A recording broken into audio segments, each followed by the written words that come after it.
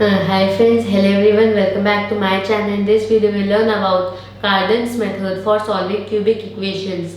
तो फिर हमारे पास जैसे ये वाली इक्वेशन हम जो कार्डन मेथड को हम जो एक एग्जांपल की मदद से समझेंगे। जैसे हमारे पास ये इक्वेशन है, इसको हम सॉल्व करते हुए कार्डन मेथड को समझेंगे।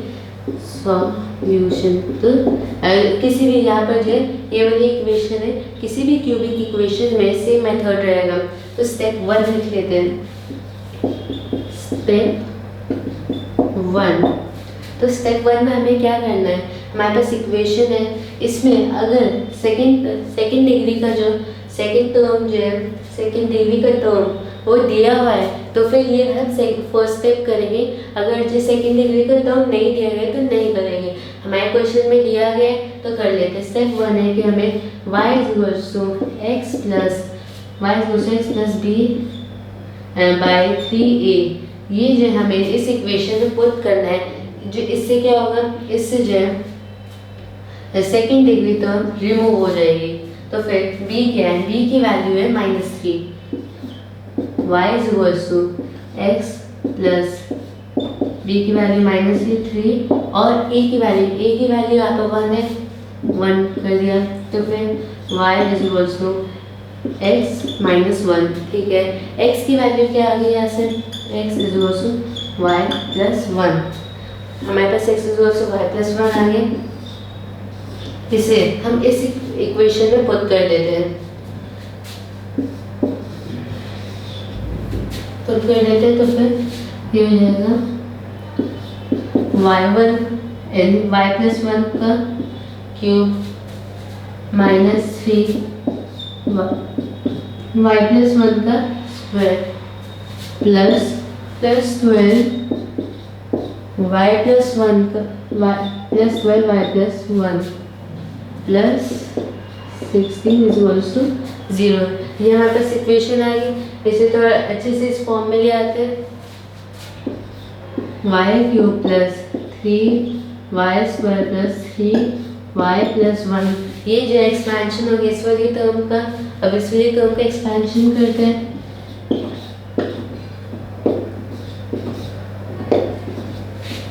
इस वाली टर्म का भी एक्सपेंशन हो गया, अब इस वाली टर्म का एक्सपेंशन करते हैं। अब लास्ट को लेते हैं, ऐसे ही एज इट इज लिख देते हैं। अब इसे थोड़ा सिंप्लीफाई करते हैं, लाइक टर्म्स को एक साथ ले आते हैं। y³ की सिर्फ एक टर्म है, तो फिर यहाँ पर y³ x³ की क्या नहीं, यहाँ पर जो हमने फॉर्मूला पुट किया था वो किसलिए किया था, जिससे जो सेकेंड डिग्री की टर्म जो रिमूव हो जाए। तो यहाँ पर रिमूव होते हुए दिखाई दे रही है, रिमूव हो गई, ये गलत हो गया, ये नहीं, यहाँ से रिमूव हो गई, ठीक है। सेकेंड डिग्री की टर्म में हम जो फर्स्ट डिग्री की टर्म देखते हैं, तो फिर ये हमारे पास दो टर्म्स दी गई है, ये इनको सिंप्लीफाई करते हैं। प्लस 9y हो गया। अब 0 डिग्री की टर्म्स लेते हैं, ये सिंप्लीफाई हो गया, इनमें 0 डिग्री की टर्म्स लेते हैं, इन दोनों का हो गया 28, इनका हो गया 25 और प्लस 26। यहाँ पर हमारे पास ये वाली इक्वेशन आ गई जिसमें सेकंड टर्म रिमूव हो गई। ये हमने फर्स्ट स्टेप कर लिया। अब सेकंड स्टेप क्या करना है, सेकंड स्टेप हमें ये करना है, सेकंड स्टेप में हम एक और सब्स्टिट्यूशन करेंगे। पहला सब्स्टिट्यूशन हमने सेकंड डिग्री की टर्म रिमूव करने के लिए किया था। सेकंड सब्स्टिट्यूशन जो है हम करेंगे x = u + v, x = u + v हम सब्स्टिट्यूशन करेंगे। हम ये कर सकते हैं या फिर एक और सब्स्टिट्यूशन कर सकते हैं, वो अभी x + v का कर लें या फिर ऐसे सब्स्टिट्यूशन कर, मेथड सेम है। अभी इसे थोड़ा सिंपल करने के लिए ऐसा नहीं करते। ये हमने सब्स्टिट्यूशन की, x नहीं y हमने ये पुट करना है, तो फिर पुट कर देते हैं।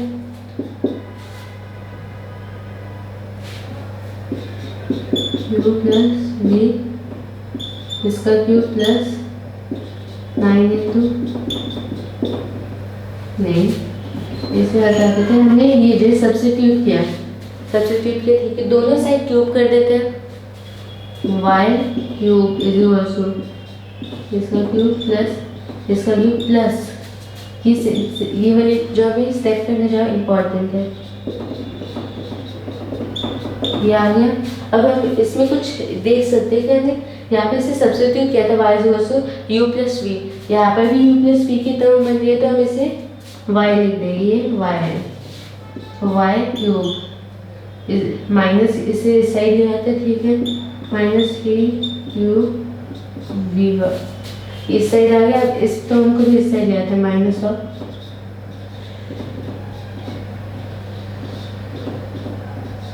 ये इक्वेशन हमारे पास आ गई। अब हमारे पास ये इक्वेशन है और ये वाली इक्वेशन, दोनों को कंपेयर करना है। सेकेंड स्टेप, दोनों को कंपेयर करना है। स्टेप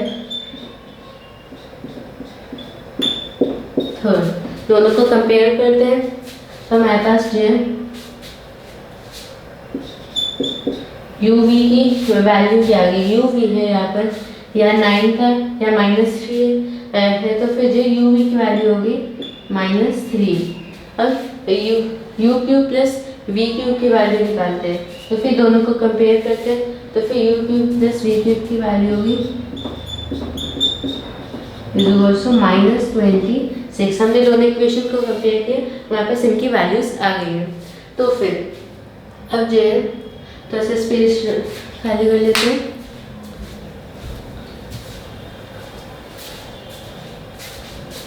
स्टेप 1 का नोट करना है, ये रिमूव कर देते हैं इसमें।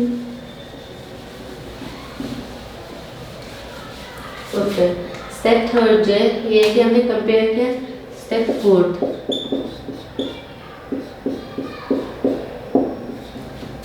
हमें पता है u और v जो है इसके -3 है, u cube plus v cube is equal to -26 है। तो फिर हम दोनों इस इक्वेशन में दोनों साइड क्यूब करेंगे, y cube v cube is equal to -27 और ये इक्वेशन एज इट इज, ठीक है। अब हम जो है ऐसे तीन नॉर्मल कोई सा भी वेरिएबल है उसमें हम जो क्वाड्रेटिक इक्वेशन लिखेंगे जिसके रूट्स हो गए यू क्यूब और वी क्यूब। तो वो क्या होगी,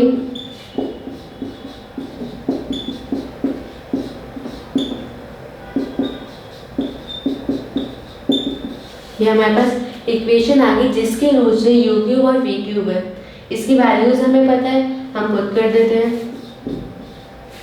इसकी वैल्यू +26 और इसकी वैल्यू -27, ठीक है। अब इसके सॉल्यूशंस निकाल लेते हैं, रूट्स निकाल लेते हैं। वो हो गए, इसको हम फैक्टराइज कर सकते हैं। ये -27 है तो -27 की होगी 27 और -1, ठीक है। t स्क्वायर प्लस 27t -27 ये होगी इक्वेशन। इसे इस साइड अप कर लेना, नोट कर लेना।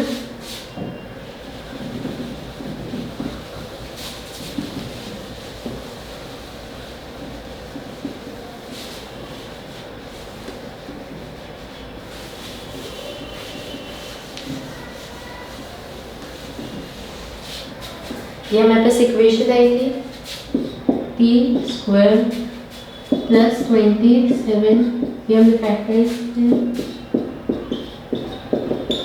इसमें से कॉमन ले लेते, इस वाली टर्म में से t कॉमन आ जाएगा, इसमें -1 कॉमन आ जाएगा, ये हो गया। अब ये वाली टर्म्स कॉमन ले लेते हैं, t -1 और तो t की वैल्यू क्या आ गई, t की वैल्यू है 1, -27 और t के रूट्स क्या थे, t के रूट्स से u क्यूब और v क्यूब। तो u क्यूब की वैल्यू आ गई 1 और v क्यूब की वैल्यू आ गई -27, ठीक है। अब u और v की वैल्यू निकालते हैं। u इज इक्वल टू 1 हो गया, v इज इक्वल टू -3 आ गया। हमारे पास u और v की वैल्यू आ गई है। हमने क्या सब्स्टिट्यूशन की थी, y इज इक्वल टू ये हमने सब्स्टिट्यूशन की थी, ठीक है, अब इसको कर लेते हैं हम। वाई इक्वल्स टू क्या आ गई, वाई की वैल्यू -2 आ गई। और कहते हैं एक्स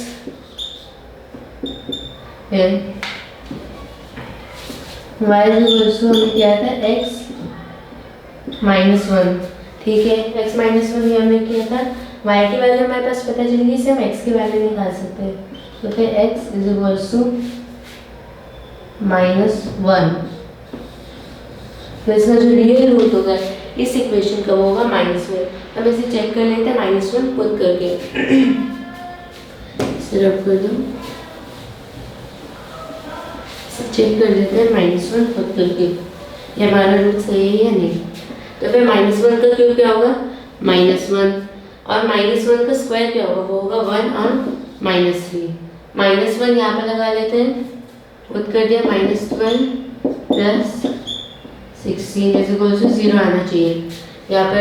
इसके हो गया -4 -16 plus 16 equal to 0, 0 equal to 0। तो मतलब कि जो हमने रूट निकाला वो इसका रूट है, रियल रूट है, बाकी सारे इमेजिनरी रूट हो गए। तो अब मिलेंगे नेक्स्ट वीडियो में डिस्कार्टेज रूल ऑफ साइन।